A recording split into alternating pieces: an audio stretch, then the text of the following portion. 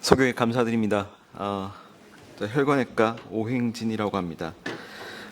오늘 제가 이슈 세션을 맡게 됐는데요. 이슈 세션이라 그런지 상당히 좀 부담스럽기도 하고 말을 어떻게 잘 해야 될까, 객관적으로 잘해야 될까 고민을 좀 하고 있는데요. 다행히 제가 맡은 부분은 좀 에피데미올로지 쪽이라서 아주 짧게 그냥 이런 게 있다라는 정도만 짧게 하고 끝날 수 있을 것 같습니다.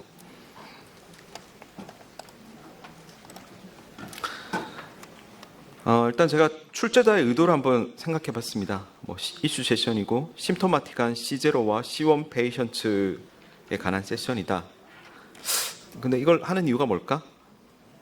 조금 고민을 해봤는데요. 일단 문헌상으로 가장 많이 나와 있는 그 C0S 많다고 하면 조금 어불성설이 있는데 그렇게 자료는 많지 않습니다.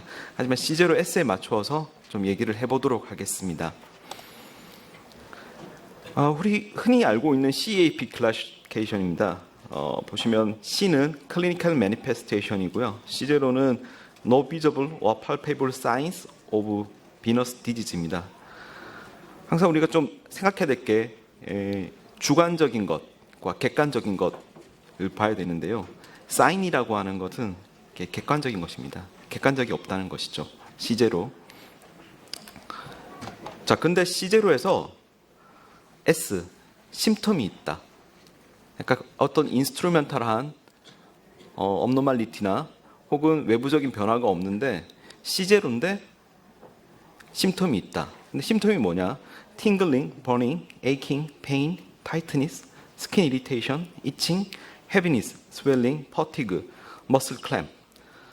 업투데이트에 나와 있는 겁니다. 아주 주관적이죠. 그래서 제가 오늘 다룰 부분은 주관적인 내용들입니다. 그러므로 약간 조금 사이언티픽 에비던스가 조금 부족한 부분도 있을 수 있겠습니다. 하지만 대량의 연구에 의한 그 에피데미올로지 위주로 얘기를 좀 드리도록 하겠습니다. 저희가 그 1980년대 중반에 첫 번째로 이 C0S가 이 디스크립션이 되기 시작했습니다. CAP 클래시피케이션이 만들어지기 전이고요. 다양했습니다. Functional Phlebopathy, Functional Chronic Venous Disease, Varicose Symptoms Without Varicose Vein. 제일 명확하게 설명하고 있죠. Hypertonic Phlebopathy, Pleostatic Syndrome이라고 표현을 했었습니다. 그러면 이게 일상생활에서 우리 실생활에서 얼마나 많은 사람들이 있냐, 여러 가지 프로젝트들이 좀 있었는데요.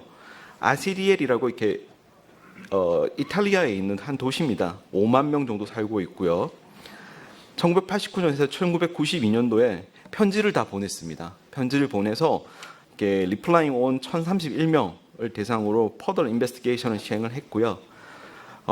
여기에서는 스탠더라이즈드 퀘스천과 도플러, PPG, 플래티스모그라피 등을 시행을 했습니다. 이 인원들을 보니까 140명은 PAD를 포함한 다른 바스큘라 디지즈가 있었고요. 234명은 베리코스 베인도 있고 심텀도 있었고, 163명은 스몰 리플럭스 without vein dilatation, 근데 심텀은 있었습니다. 근데 164명, 저희가 오늘 얘기하려고 하는 164명이 심텀은 있는데 베리코스 베인은 없었습니다. 상당히 많은 수였습니다.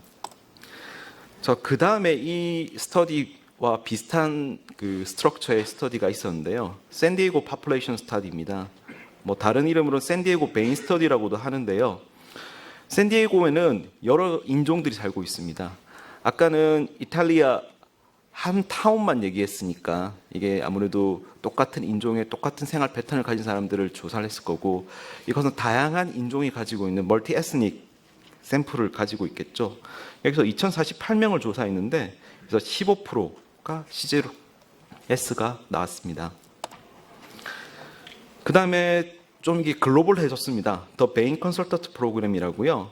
아주 세계 여러 나라에서 참여를 했는데, 먼저 그 GP들에게 이게 일반적인 주관적인 검사들을 시키게 하고, 그 다음에 이상이 있는 사람들을 바스큘라 스페셜리스트를 통해서 이렇게 저희가 검진을 하게끔 했습니다. 여기서는 19.7%가 C0S 환자들이 나왔습니다. 그래서 제가 드리지 않은 스터디들을 포함시키면 뭐 꽤 많은 숫자가 있습니다. 보시면은 보험 비행 스터디 같은 경우에는 1,800명 참가자 중에 절반 정도가 이런 증상이 있었다고요. 폴란드 스터디에서는 13에서 23%, 그리고 샌디에고는 15%였고요. 그리고 가장 지금 리센트 스터디죠. 이게 베인 컨설트 프로그램의 서브그룹이었던 벨지움과 룩셈부르크에서 19.7%가 나왔습니다. 대략 문헌상들을 보면 20% 정도라고 그냥 어프록시메이션 추가적으로 얘기하는 것 같습니다. 자, 에피데미올로지인데요. 이 부분에 대해서는 나와 있는 것은 그 아시리엘 프로젝트에서 이 부분을 조금 분류를 했었던 것 같습니다. 일단 펑셔널 CVD, 하이퍼트로피 플레보패시, 다시 시제로 S라고 얘기 드렸는데요. 시제로 S 환자들을 그 네 가지 분으로 분류를 해보았습니다. 그랬더니 첫 번째는 주관적 그 증상들이 계속 있었다 하는 사람들이 26.83%였고요. 두 번째로는 레이턴트 시제로 S였는데요.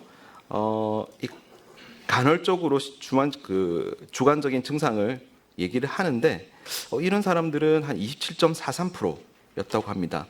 뭐 이런 간헐적인 증상들은 언제 유발되었냐? 계절에 따라서, 약간 날씨 더우면 우리가 하이정맥류 환자들이 많아지죠. 계절에 따라서, 혹은 임신한 여부에 따라서, 혹은 어떻게 서서 열심히 일했느냐에 따라서 달라졌다고 합니다. 세 번째는 인핸스드 시제로 S인데요. 이분들은 그 검진하는 기간 동안에는 이 계속적으로 증상을 호소를 하셨었는데 과거에는 뭐 때때금씩 호소를 하셨던 분이라고 합니다. 이분들은 29.89%였고요. 그리고 4번은 60세 이상의 시나일한 시제로 S 환자들이 15.89%였다고 합니다. 이렇게 에피데미올로 이렇게 분류를 한 거는 이 아시리엘 프로젝트만 있지 그 외의 프로젝트에는 다 나오지는 않습니다. 자, 그러면은 아주 주관적인데 어떤 심텀에 있는 사람들을 우리가 시제로 S라고 해야 되느냐. 그래서 이 글로벌 스터디를 보시면은요. 일단 C1에서 C6의 그 환자들 증상이 있는 사람도 있고 없는 사람도 있고 다 N이 46,451명이었고요. 시제로 S는 15,290명이 있습니다. 보시면은 동일합니다. 순서가 동일합니다. 일단 레그의 페인이 가장 많았고요. 그 다음에 스웰링 센스, 그 다음에 나이트 클램프, 그 다음에 핀스 앤 니들, 파라스테지아라고 하죠. 예. 그리고 그 다음에 버닝 센스, 그 다음에 이칭 있고, 이 심텀들을 동시에 몇 가지를 가지고 있었냐. 뭐 보시면은 3.1개, 2.1개, P밸류는 0.001 이하였습니다. 심텀 패턴 자체는 그 일반적인 우리 베리코스 베인과 똑같다는 걸 볼 수 있겠습니다. 자, 그럼 이게 왜 생겼냐? 이것조차도 우리 일반적인 그 베리코스 베인의 사이언티픽 리즈닝하고 비슷한데요. 베너스 월이 익스텐션 되면서 거기서